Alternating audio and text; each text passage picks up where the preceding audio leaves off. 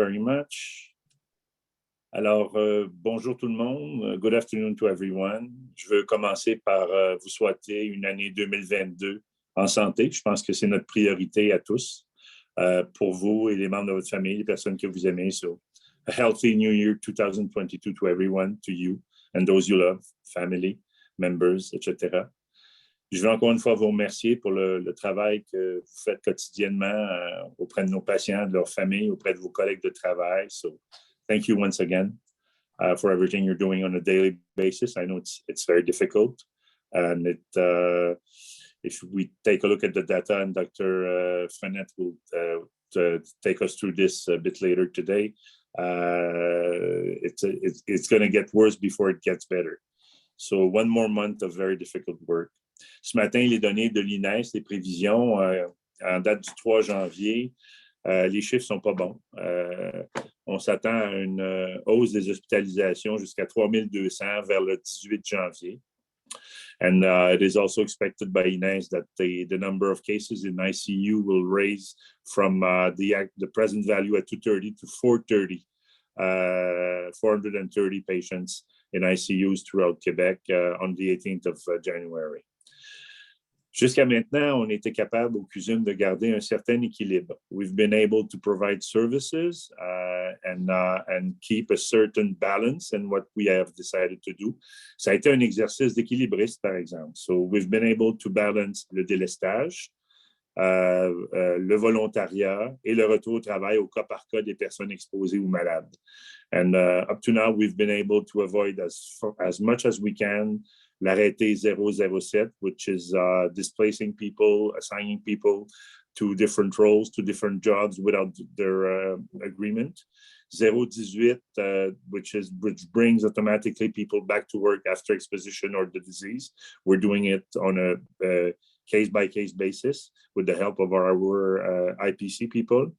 Et bien entendu aussi, j'ai encore vérifié ce matin, le temps supplémentaire obligatoire est très, très limité dans l'organisation par rapport à ce qui se fait ailleurs présentement. Donc, autant que faire se peut, on va continuer comme ça le plus longtemps possible. That's what we expect to try to do over the next 3-4 weeks. That will be very difficult. Hopefully, we won't have to use these measures, or if we have to use them, it's going to be as little as possible. On va continuer à travailler avec vous sur une base de volontariat pour continuer à assurer les services à notre clientèle. Il y a quand même des lumières au bout du tunnel. Présentement, il y a 20 000 travailleurs de la santé au Québec qui sont absents. C'est le chiffre qui vient d'être donné par le ministre Dubé en conférence de presse à 11 heures. So at the MUHC, we have about 750 people who are at home at the present moment, either because they've been exposed to the virus or because they have developed the disease. So these people are going to come back.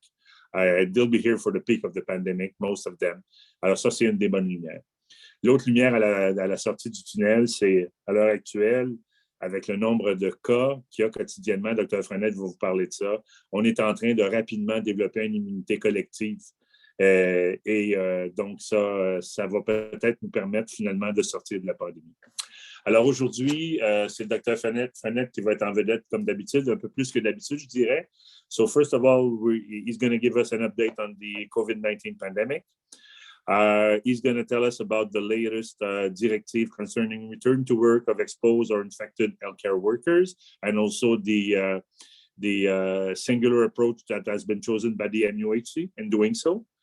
Et puis finalement, use of the N95 mask, and I'm sure there are many questions in our minds about this, so Dr. Frenette will cover that once again. Then we'll have the usual Q&A session, qui va être, comme d'habitude, animé par notre PDGA, Madame Martine Alfonso. Alors, Dr. Frenette, je vous laisse la parole tout de suite. Merci beaucoup. First slide, please.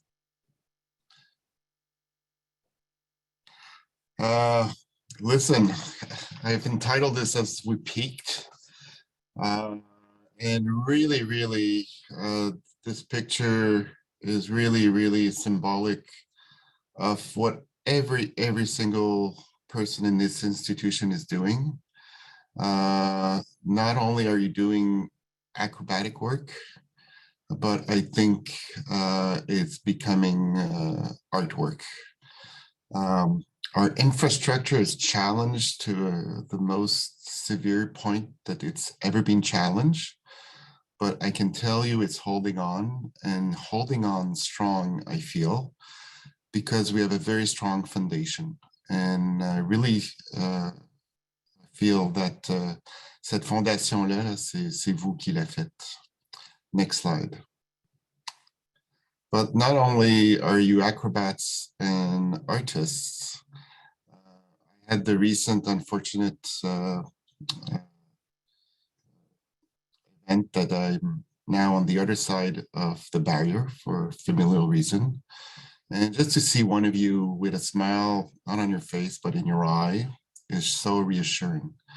And I think you have no idea how patients appreciate everything you're doing for them. Next slide. Well, going back to Sears questions, this is probably already updated the picture at the MUHC this morning. 116 patients admitted, 27 in ICU.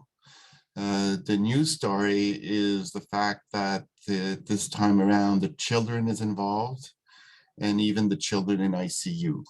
And as you know, Omicron affects children a little bit more. But all our sites are affected. The second thing I want you to note is emergency. Every day we have 10 to 20 new patients in emergency, which is also unprecedented. Next slide. This is the Quebec curve, which as Dr. Sirovich alluded to, it's not even a slope anymore. It's like a vertical wall. For the last 4 weeks, we've gone from 1,200 a day to 16,000 a day. And unfortunately, mortality is also increasing recently. Next slide. And it's still an underestimate. And as much as before, on savait que c'était sous-estimé parce que, évidemment, ça n'incluait pas les personnes qui allaient pour des tests. Ça n'allait pas les personnes asymptomatiques dans la communauté. Et on sait qu'avec Delta, c'était au moins le tiers des cas. Mais avec Omicron, c'est probablement plus de la moitié des cas qui sont asymptomatiques. Et maintenant, cette estimation-là est encore pire parce que les gens qui prennent des tests d'antigènes ne rapportent pas leur cas d'une façon générale. Il y a eu des grands délais dans les centres de dépistage communautaire pour aller faire des tests. Moi, j'ai beaucoup de gens qui m'ont dit « Ah, ça fait 5 jours, est-ce que ça vaut encore la peine que j'aille me faire tester? » Évidemment, non. Et plus récemment, cette semaine, le ministère a limité les indications de testage très, très sévèrement. Next slide. But for you, healthcare worker, we still need you to be tested if you have symptoms. And we still prefer a PCR test for you and your family.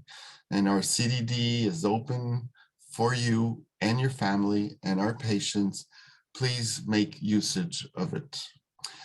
Why we want a PCR? Because it has a higher sensitivity, a very good specificity. It's useful to evaluate when you will be able to return to work.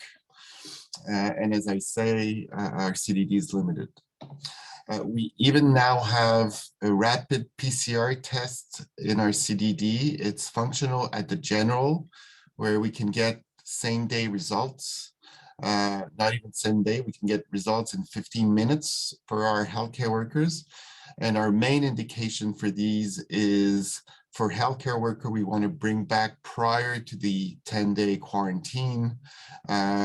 We want to use this test to know if they can work or not. Next slide.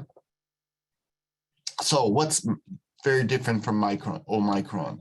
Less than 4 weeks ago, I was telling you that we had a lot of unanswered questions. Now we have a few answers. It is definitely more contagious. When we have cases, we still find that the majority of cases have had a close contact. It seems to have a shorter incubation period. But the transmission we're seeing is really very similar to what we may see with measles, for example, or chickenpox in an unimmunized population. And unfortunately, we have to consider 2 doses of vaccine really as not protective versus Omicron, at least not protective for infection. It does seem protective for hospitalization and mortality. The second point is it's definitely less severe. And in fact, in the 120 patients we have, up to 50% have no respiratory symptoms, i.e. they come for whatever, a closed fracture, a GI bleed, they have no respiratory symptoms, and they're COVID positive. So this is good news because the patients, half the patients are not very severe. However, when we look at the viral load of these patients, they have very high viral loads. And so they're still very contagious. And we still need to put these patients in precautions. And then the second part is that those that have symptoms, they tend to be milder. And to be honest, if they, many of them, certainly in our healthcare worker, it's like a bad cold, you know, they have a little bit of fever, headache, chills, myalgias, sore throat, runny nose. We have much less lower respiratory tract disease. And hospitalization right now is maybe around or less than 1%. So it does look less severe. What we're really not sure is why it's less severe. And so it may be less severe because it's less pathogenic, Omicron, but it may be less severe because of vaccination. And in fact, you know, having been primed to this virus by vaccine, maybe we're able to mount a much more rapid immune response so that we can limit the virus to the upper respiratory tract, as before with the previous variant, it had a chance to go down in the lower respiratory tract. The problem is, given that we have 5 times more cases, that even if 1 versus 3% are hospitalized, overall the net effect is that there are more hospitalizations that we've ever had. And in fact, this week, we've passed the peak of hospitalization that we've had in the first wave. Next slide. So these are hospitalizations. You can see we're currently probably have reached 2,000 active cases, and the peak, the first wave was around 1,200. Where are those hospitalizations? Where this time Montreal and the greater Montreal region has about half the cases. So we're the hardest hit region. Next slide. The good news, relatively speaking, is the requirement for ICU in percentage is less than with Delta. And as you can see, this fall, it was about 35 to 40% of admissions requiring ICU admissions. We're down to about 20, 25% ICU admissions. I can tell you actually, in our ICU at the Vic, we have about 20 patients. 5 are Delta, but they're old Delta infections, and 15 are Omicron, which are more recent admissions. The other thing I want to show you is that we're seeing some elderly, fine, but we're seeing young people as well in ICUs. And the overall incidence as well is spread evenly across age groups. Next slide. The big difference is how much it's hitting healthcare worker, much more than in the first wave. And as much as this slope was vertical in the population, it is vertical in our healthcare workers. Next slide. And this is our own healthcare worker at the MUHC. We're getting currently anywhere between 70 and 100 positive a day. Last week we had 550 positive healthcare workers. For those that we've been able to inquire, still the majority of cases are acquired in the community. We've had a few healthcare worker to healthcare worker transmission and a few transmission presumably from patients. So the majority of acquisition in our healthcare worker is still very much related to familial outside contact, especially during the Christmas, New Year period. Next slide. So what are our quarantine rules? So I know you've all heard about the 5 days, made the headlines of all the major newspaper. At the MUHC, we've decided to be a little bit more conservative. What's not on the headlines is the 5 days is if you are in breach of service for essential workers. But here are the rules that we've decided to have at the MUHC. First, I'd like you to note that we have a stepwise approach based on risk assessment. And for COVID positive healthcare worker, the ideal is still to quarantine for 10 days from onset of symptoms. And on the first day you have symptoms is day 0, and you count day 10 from then on. If you've been asymptomatic all along, you can return on day 7 if you remain asymptomatic. So that's quite in line with the government's indication. If we are in a breach of service situation, you may return on day 7 if you have been asymptomatic for 48 hours. So managers look at their list of people off because they're COVID positive and they have a breach of service. Then obviously we bring day 9 before, day 8 before, and we go down to day 7, as long as they've been asymptomatic for 48 hours. And then when we're in severe breach of service, we have them return on day 5 if they're asymptomatic. The ministry says they could come back on day 5 if they're still symptomatic, but be assigned to COVID patients. But for now, I can tell you, we've been able to get by with the first 3 steps. And to be honest, the majority of the time, we're able to respect the 10-day quarantine for the symptomatic healthcare workers and the 7 days for the asymptomatic. Next slide. Now, if you've been exposed, and by the way, out of the 700 healthcare workers that Dr. Feller told you about that are off because of COVID, about 550 are because of COVID, and about 120 are in quarantine because of exposure.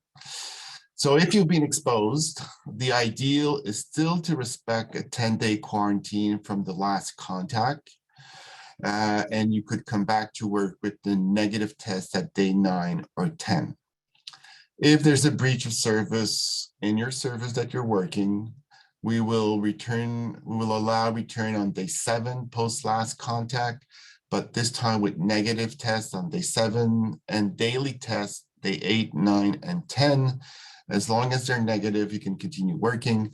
This is why we have the ID PCR test ID now available for a week. Now, if the service is still in breach in service, we will bring you back day 5 with negative tests on days 5 to 10. We really hope to avoid this as much as possible. And finally, if you're the only person at the MUHC who can do a certain task, we can bring you back earlier with daily negative tests. We have not had the chance to do that yet. And finally, as I mentioned, if we really get in a do or die situation, we may have to bring back positive healthcare worker to work with positive patients. Next slide.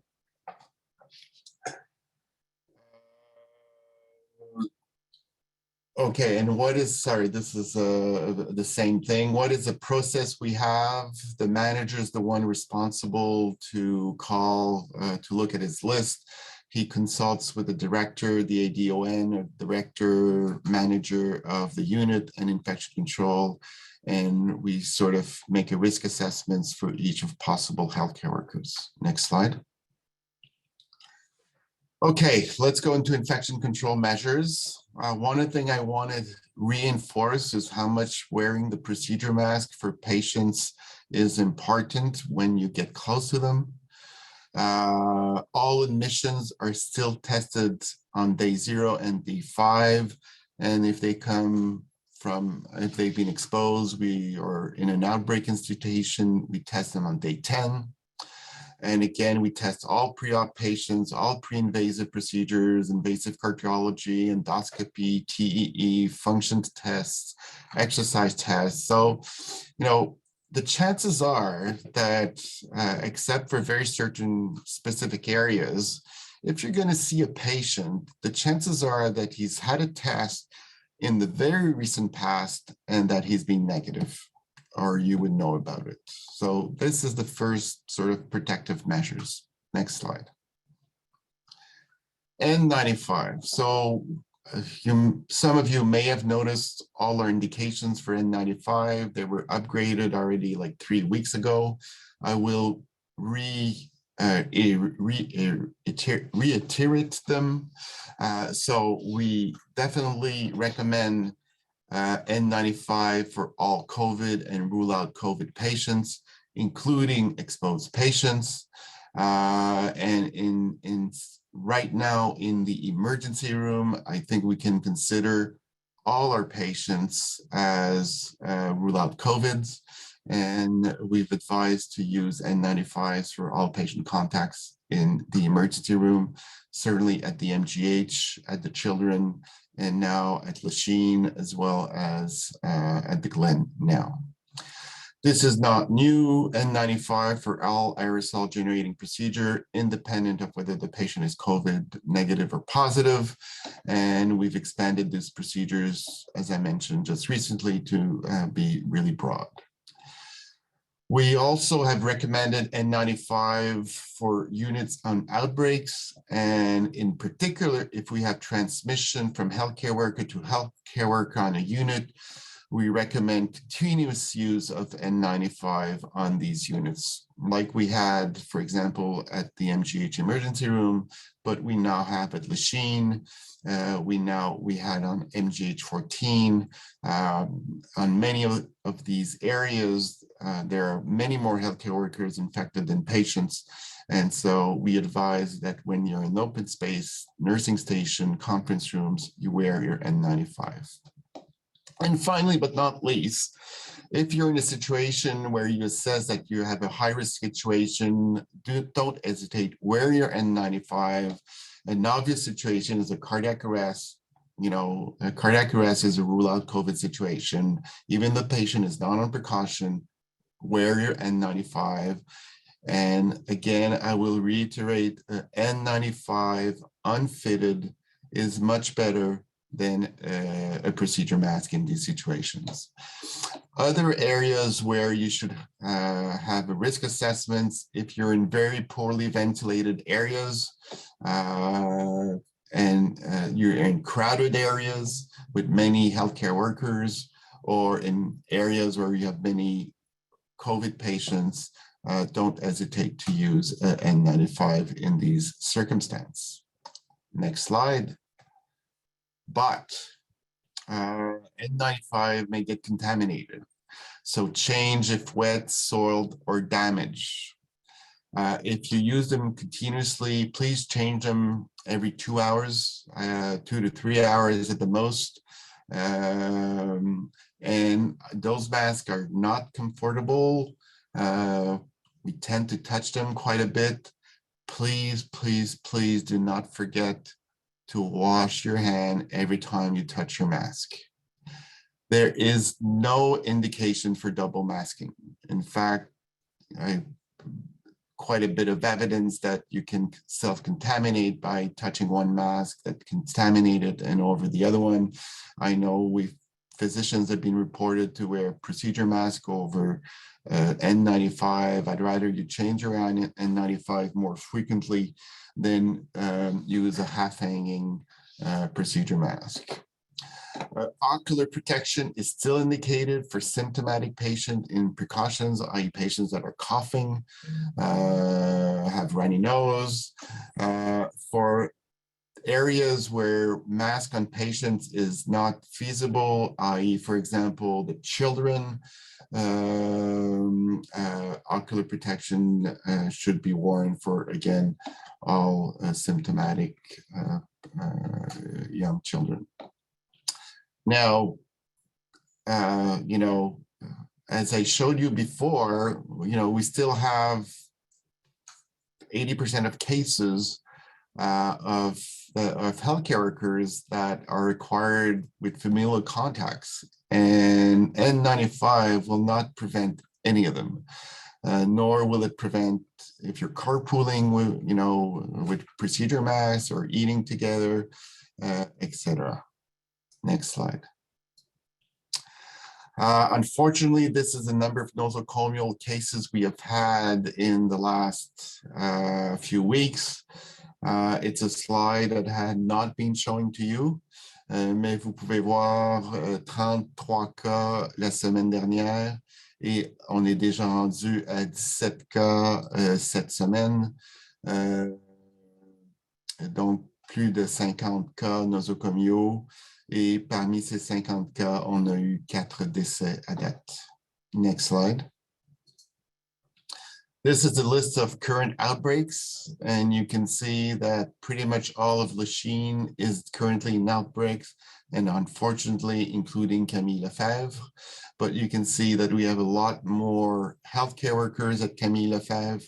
For now, we only have a couple of patients. The acute medical ward at Lachine, again, heavily involved in an outbreak starting last weekend. Dialysis at both our site are in outbreaks, and many other units. Next slide. So, in summary, I know it may be quite confusing. I myself find myself contradicting myself at a much higher rate than I did before. And this wave is really an exercise of flexibility, agility, and creativity, in fact, for all our leaders, managers, and I'm sure even yourself on a personal level. But to keep it simple, next slide. You know, keeping your number of contacts down is probably the most important thing you can do to help us, help everyone. And as Dr. Feller has always mentioned, keep calm, cool, and collected. And I still wish you a happy new year. Et ça va bien aller, inquiétez-vous pas, mais dans quelques semaines. Thank you very much.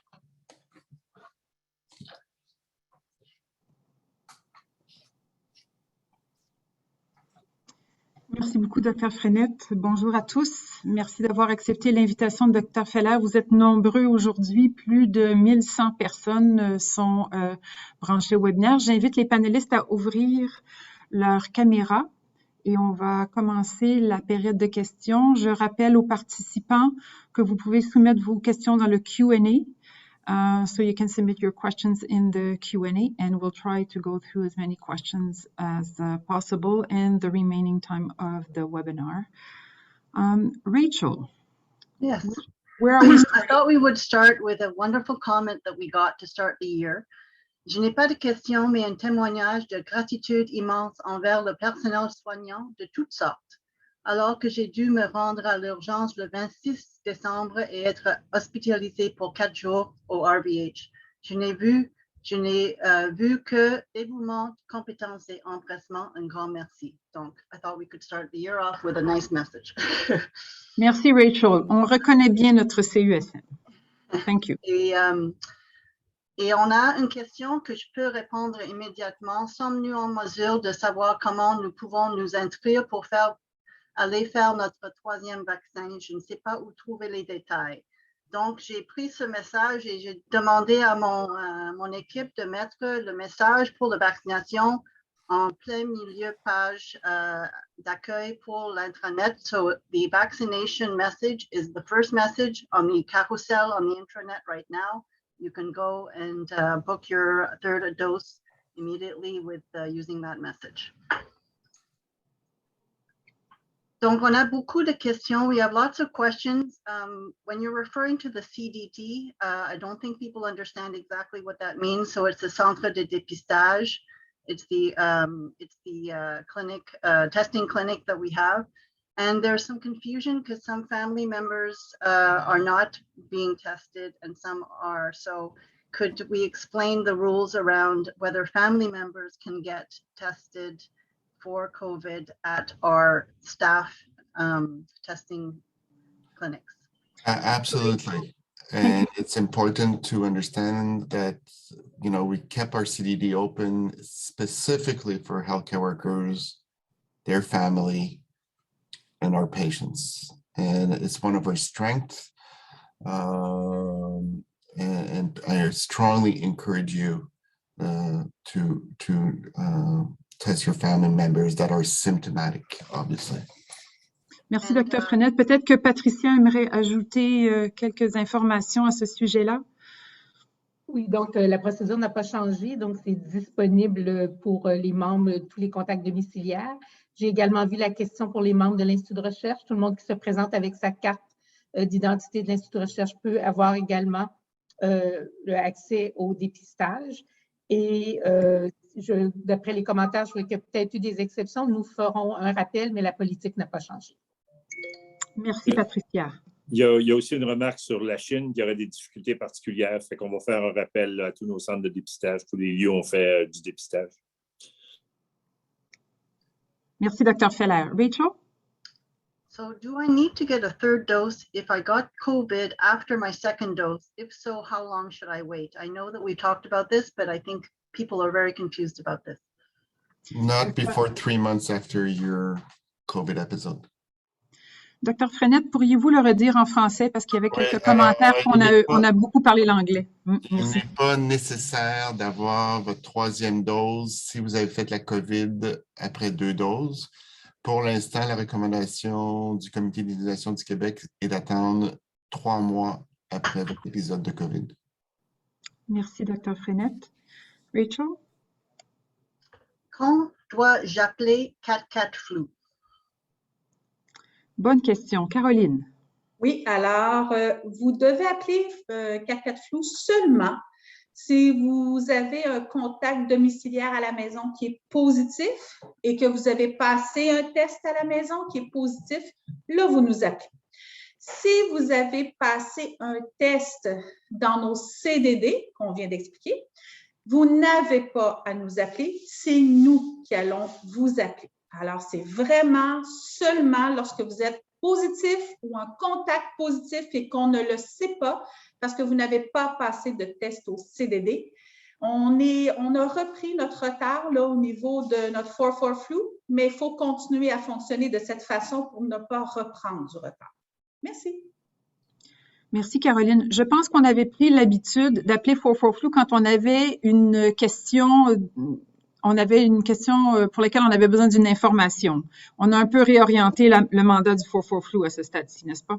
Oui, absolument. Et je dirais qu'on a regroupé l'ensemble des questions qui nous sont posées. Vous retrouverez toutes les informations pertinentes dans les différents documents qui se retrouvent dans la section coronavirus ou COVID que vous retrouvez sur l'intranet et on s'assure que l'information soit toujours à jour, entre autres sur les différents codes de paye.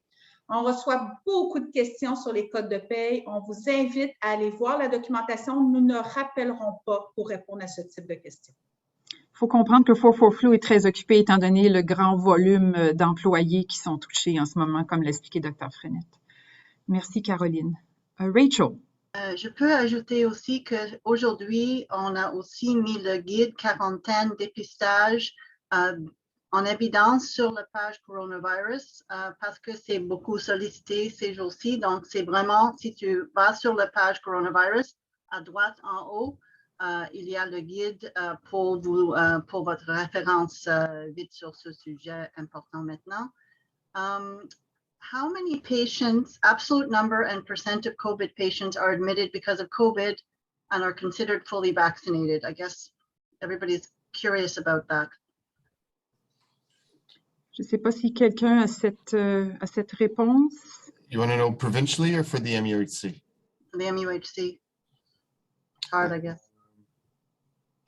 I don't have the most recent data, but with Omicron, unfortunately, vaccination, I would say that 90% of hospitalizations right now is Omicron. And with Omicron, vaccination, unfortunately, does not prevent disease. So my intuition right now is that 90% are Omicron. And in terms of vaccination versus non-vaccination, I don't have the information for the MUHC. Currently, I have it for the province, however. For the province, your risk of hospitalization is still 3 to 4 times higher if you're not vaccinated.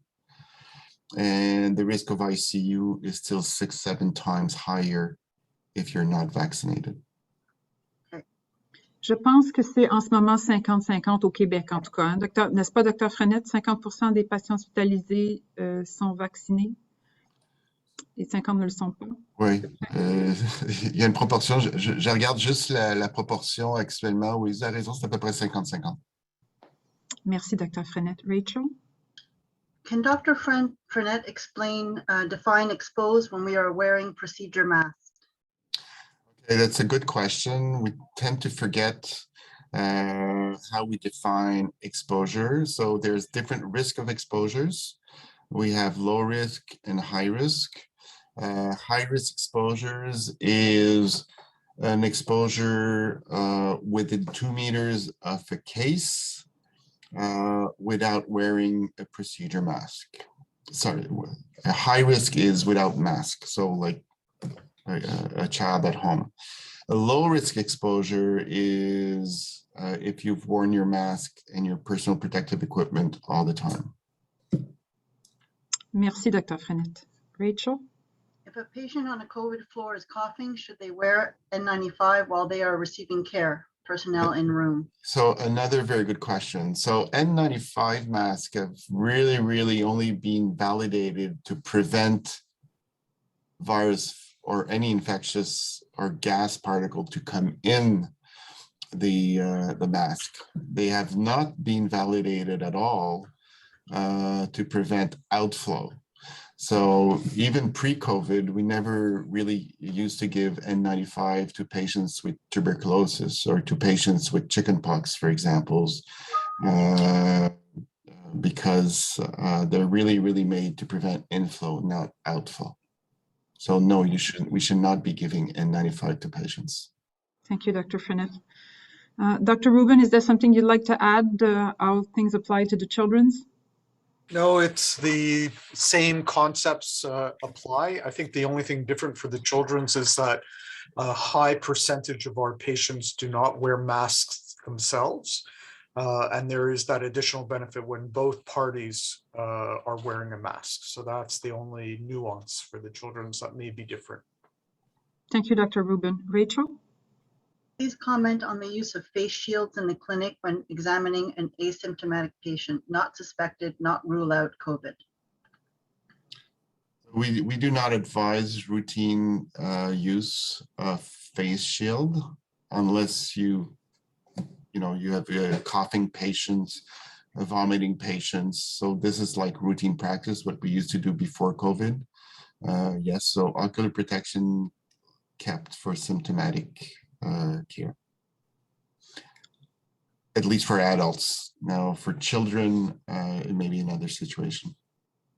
So for children, again, the difference is many of our patients are not wearing masks and we're examining their head and neck. So the recommendation is to wear ocular protection because of that. Thank you, Dr. Rubin. Rachel? Does the quarantine delay reflect all healthcare workers, including secretarial staff who are working in the office and not at home?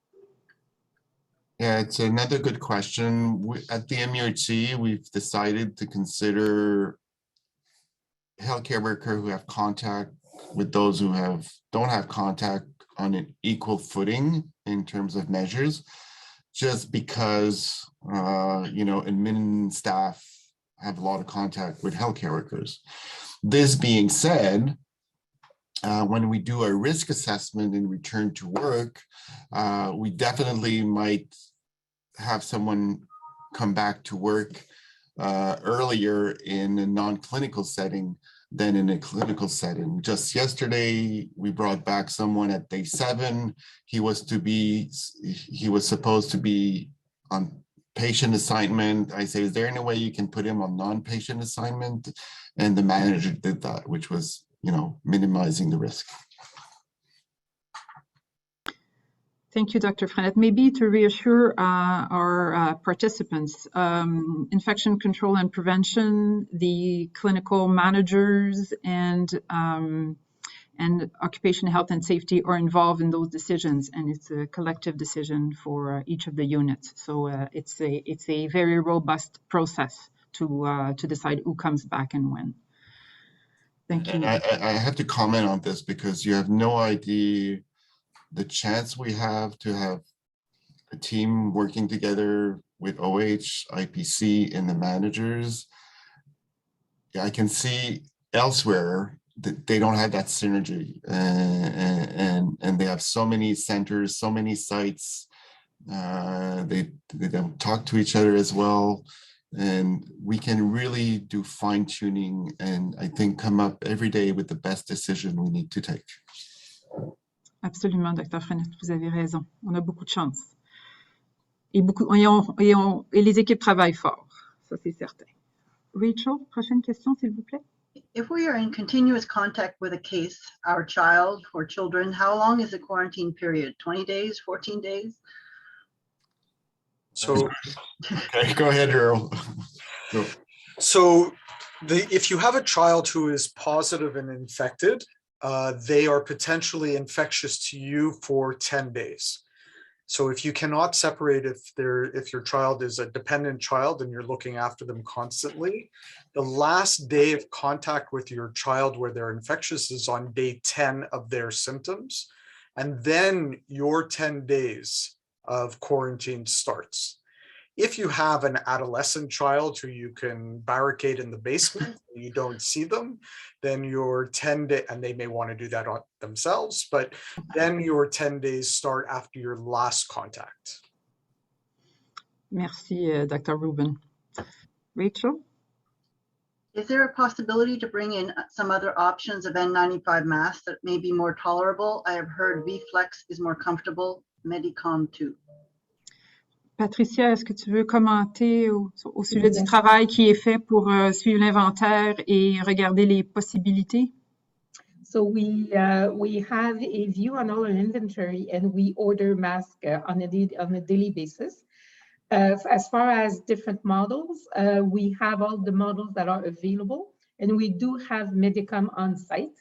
We actually have a large number of that mask, and we are looking right now with health and safety to ensure that we can increase our fit testing, because as soon as we bring in the new mask, we need to go in and proceed with fit testing. So it's in progress. Merci, Patricia. Rachel? Are we canceling clinics at the MUHC? There's been some questions about that. Je ne sais pas, Alain et Eva, si vous voulez commenter là-dessus. Peut-être d'entrée de jeu, there are many reasons why patients are moved from one clinic to another. It might be because there are emergency situations that need to be seen. It might be because the clinician has been called to help with COVID patients. So at this point, we are doing this case by case. Alain, Eva? I could perhaps, if you can hear me, start the answer and Alain could complete. So already a few weeks ago, when we saw the numbers going up just before Christmas, actually, there already was engagement of the contingency plan, which meant that some visits were being reverted back to telephone calls or virtual. So that was already given as a directive in the clinics. However, in the last, I would say 24 or 48 hours, things have shifted somewhat. And as you can see, the demand for inpatient capacity has grown quite a bit. So we have moved into the next phase of what is called, ce qui s'appelle le délestage d'activité.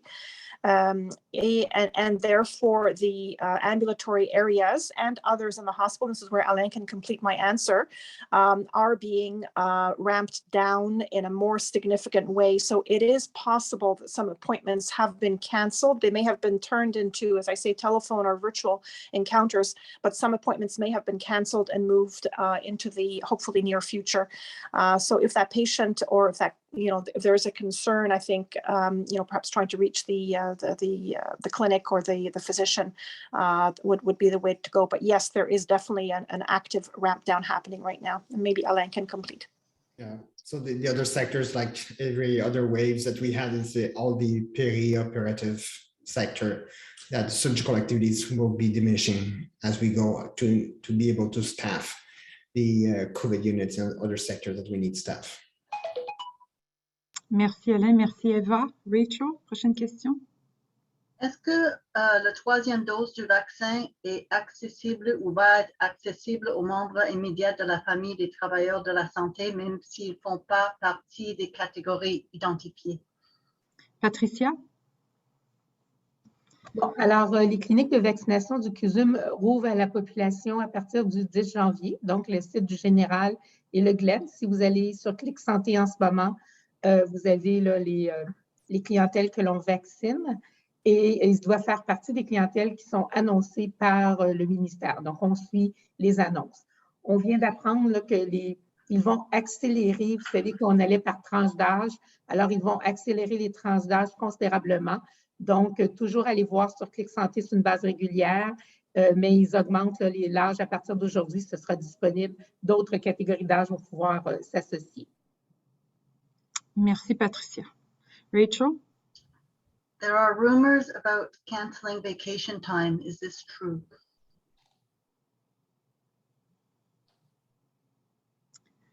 Peut-être répondre pour les soins infirmiers? Oui, je t'en prie, Alain. Okay. Donc, c'est vraiment pas dans les plans de match présentement là, pour les vacances. OK? Ça va être vraiment the last resort. OK? Peut-être que Caroline pourrait compléter avec l'application de décrire qu'on appelle le 007 là, qui nous permettrait d'annuler les vacances, mais on n'est pas là pour l'instant du tout. OK? Donc, la base volontaire est toujours privilégiée. Puis on travaille étroitement avec la FIC pour voir comment on va être capable de passer à travers les prochains jours. Alors, on essaie de respecter les congés, les vacances autant que possible, chercher des volontaires pour augmenter la capacité qu'on est en train de bâtir. Et après ça, on verra si on devra mettre en place d'autres mesures parce que, comme l'a expliqué Dr. Feller, il va y avoir besoin de plus de lits réguliers et plus de lits de soins intensifs, donc plus de personnel. Et puis, on a du personnel qui est à la maison, donc il faut compenser. Caroline, est-ce que tu souhaites ajouter quelque chose? Peut-être remercier tout le monde, un peu comme le fait Dr. Frenette au début, mais la raison pour laquelle on fonctionne et on réussit à donner des soins à nos patients, c'est que le volontariat est extrêmement présent. Au CUSM, vous vous appuyez mutuellement. La réponse d'Alain s'applique à toutes les autres directions. Alors, le but n'est certainement pas d'aller chercher des autorisations en vertu de 007. On compte sur vous pour continuer à fonctionner avec le volontariat, le support de nos syndicats aussi, je tiens à le mentionner, même pendant le temps des fêtes, facilement rejoignable, très ouvert à la discussion actuellement. Et donc, on vous remercie tous. On verra la situation évoluer, on ne peut rien vous promettre, mais on espère pouvoir continuer à fonctionner de cette façon-là. Ce n'est pas la même chose chez plusieurs de nos collègues. Merci beaucoup, Caroline. Peut-être en complément, le 007, c'est un arrêté ministériel qui permettrait aux établissements de déplacer du personnel en dehors de leur unité habituelle ou de leur secteur habituel. Alors, on essaie d'éviter ce déplacement-là pour garder les équipes intactes. Merci beaucoup, Rachel. On va passer à la prochaine question. Does asymptomatic mean absolutely zero symptoms, even a residual cough? Because I guess coughs can last for a long, long time, right? We mean by asymptomatic of the acute symptoms, the fever, the headache, the myalgias, the runny nose. So yes, So a cough that continues. Residual cough is considered not a significant symptom. Merci. Prochaine question. Est-ce qu'il y a des mesures pour les employés qui reviennent de voyage à l'extérieur du Canada? Caroline, est-ce que tu veux répondre à cette question-là? Ben, en fait, j'ai un petit peu de misère à comprendre la question. C'est peut-être, est-ce qu'il y a des mesures d'accommodement? Peut-être, c'est ce qu'on veut dire. Non. Alors, si vous avez pris la décision de partir à l'extérieur et qu'une quarantaine ou quelque chose s'applique à vous, ben écoutez, il faut discuter avec votre gestionnaire de quelle banque sera utilisée, la banque de vacances ou autre, et il faut l'avoir convenu. Je pense qu'on l'avait mentionné dans un webinaire en décembre que si vous partiez en vacances, vous deviez prévoir que ce serait plus que votre semaine dans le sud, là, qu'il allait avoir des semaines et ça devait être discuté avec votre gestionnaire. Donc, sincèrement, sans plus de détails, j'ai un peu de difficulté à répondre plus que ça, Martine. Mais en gros, c'est que les règles du gouvernement fédéral s'appliquent à nos employés et, Oui, et il faut qu'ils en tiennent compte dans leur prise de congé. Oui, si c'était la question, effectivement. Merci. Martine, si tu permets, j'aimerais ajouter, Oui. je pense qu'il serait prudent pour tout le monde, pour toute l'organisation, nos employés, les médecins, d'éviter de faire des réservations de voyage pour les prochaines semaines puis pour les prochains mois. Je voyais ce matin qu'Air Canada vient d'annuler des vols jusqu'au mois de mars. Alors, vous risquez d'être pris à l'étranger.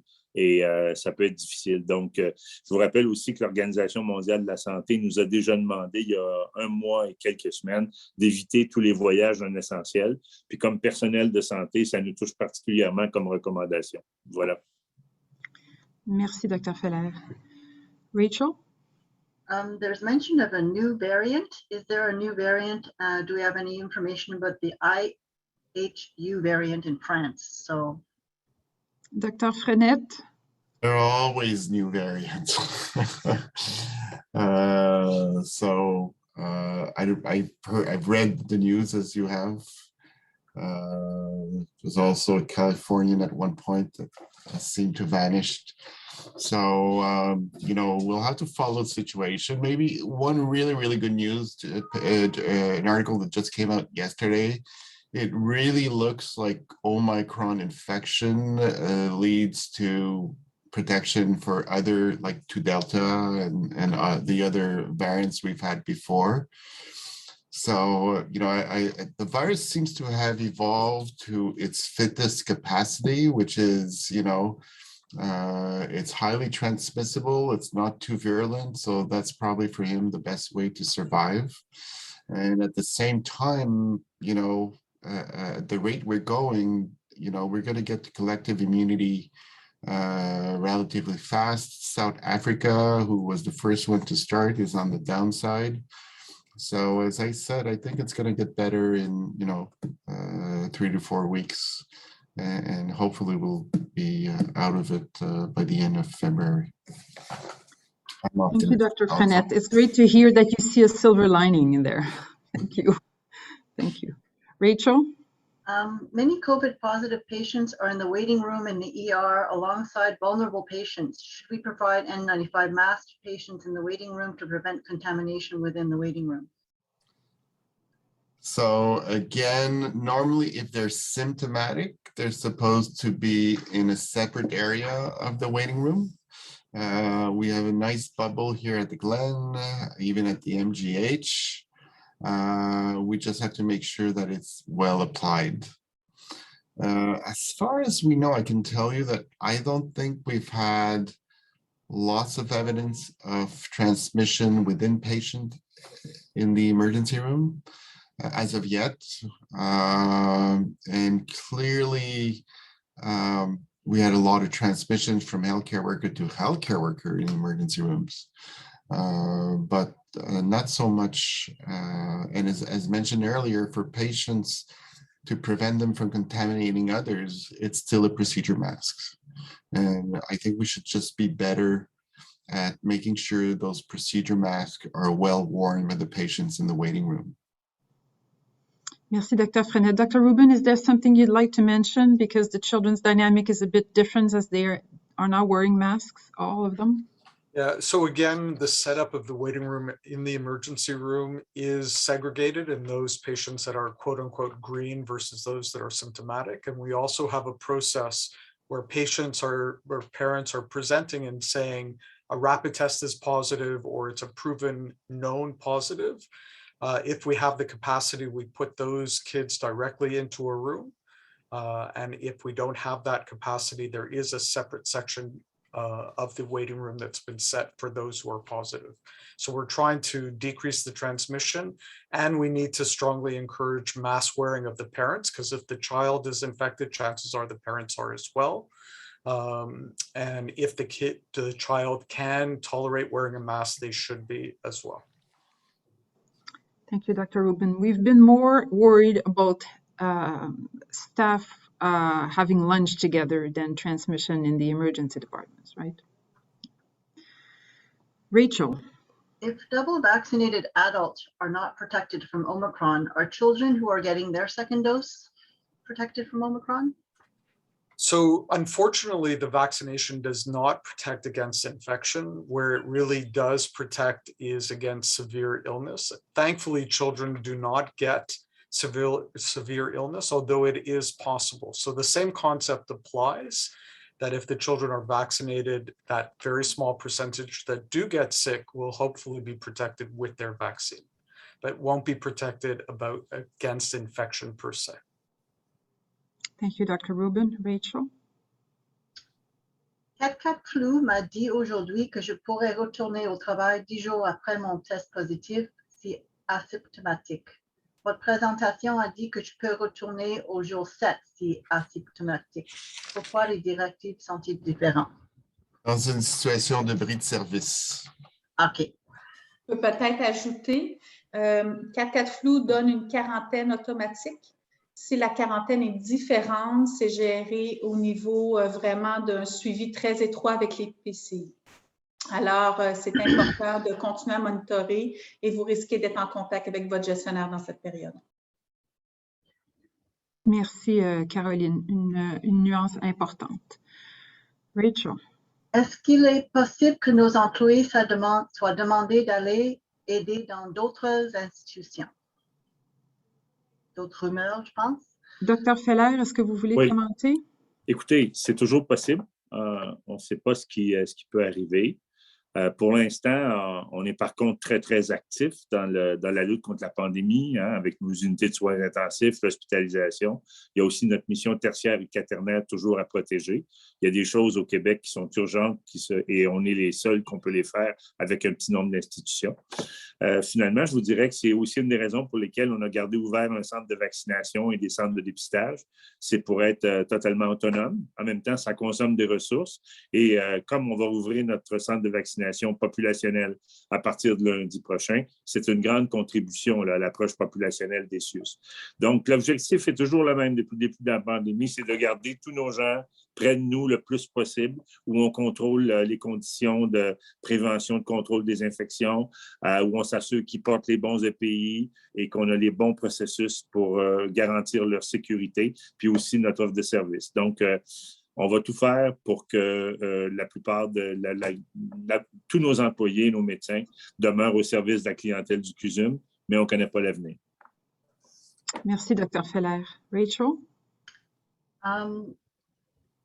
We also have another nice comment. I would simply like to say one more time, thank you to everyone at the MUHC for working tirelessly and providing examples of selfless teamwork and extraordinary leadership. I just wanted to get that in. Thank you, Rachel. Some ER in Quebec are closed. Are the MUHC ER have the possibility of closing, or do we have enough beds? Dr. Feller? Oui, je vais prendre. I'll take that. So what is being discussed at the present moment is in case that we go to level 4 of ramping down, some ERs, some small volume ERs could be closed in Quebec. The things I've heard are La Chute, Argenteuil, Rivière-Rouge dans les Laurentides. These are the names that are circulated. All our ERs will remain open. They're very high volumes ER. There's a discussion going on about the reopening of the Lachine ER that was supposed to take place on the 10th of January. This is being discussed with the ministry. A decision will be reached this afternoon. It is possible that we will not reopen the Lachine ER on a 24-hour, 7 days basis at the present moment because of the number of outbreaks, the number of healthcare workers who are quarantined. And we don't think it would be safe to do it. So, but we're in discussion with the ministry concerning this last challenge. And of course, we'll be coming out later this afternoon with an official decision. Voilà. Peut-être, Dr. Feller, pour la dernière portion au sujet de la Chine, vous pourriez redonner la même information en français pour les collègues de la Chine? Eh bien, en fait, la question était à savoir, est-ce qu'on prévoit fermer des urgences au Québec? Et en effet, c'est en discussion présentement. C'était dans les journaux ce matin. Des urgences à faible volume pourraient être fermées si jamais la situation continue à se détériorer. Les noms qui étaient mentionnés dans les médias ce matin, ce sont des urgences comme Argenteuil, La Chute. C'est la même chose, ça. Rivière-Rouge dans les Laurentides, puis des urgences aussi dans le Bas-Saint-Laurent. Il y a plusieurs petites salles d'urgence à faible volume. Notre seule urgence à faible volume, c'est l'urgence de la Chine, qui est ouverte présentement 12 heures par jour depuis le 8 novembre. Et on devait la réouvrir lundi, 24 heures par jour. Ce matin, j'ai vu une recommandation des équipes cliniques et de la prévention du contrôle des infections de ne pas réouvrir parce qu'on a trop d'employés qui sont en quarantaine, qui sont isolés suite à des contacts ou à des infections, et aussi parce qu'on a plusieurs infections et des éclosions à Camille-Lefebvre et à la Chine. Donc, on est en discussion avec le ministère par rapport à ça. Une décision finale va être communiquée par voie de communiqué cet après-midi. Et si jamais on décide de ne pas réouvrir lundi, ce n'est que partie remise. On va réouvrir dès que ça va être sécuritaire pour notre clientèle ou nos employés. On va rouvrir cette salle d'urgence-là 24 heures par jour. Voilà. Merci beaucoup, Dr. Feller. Il est passé 1 heure. On vous remercie d'avoir été avec nous. Vous étiez très nombreux. La présentation sera sur l'intranet comme on le fait d'habitude. Je remercie les panélistes d'avoir été avec nous. Et on se donne un rendez-vous probablement dans les prochains jours, la semaine prochaine, pour un autre webinaire. Bon après-midi. Merci, au revoir.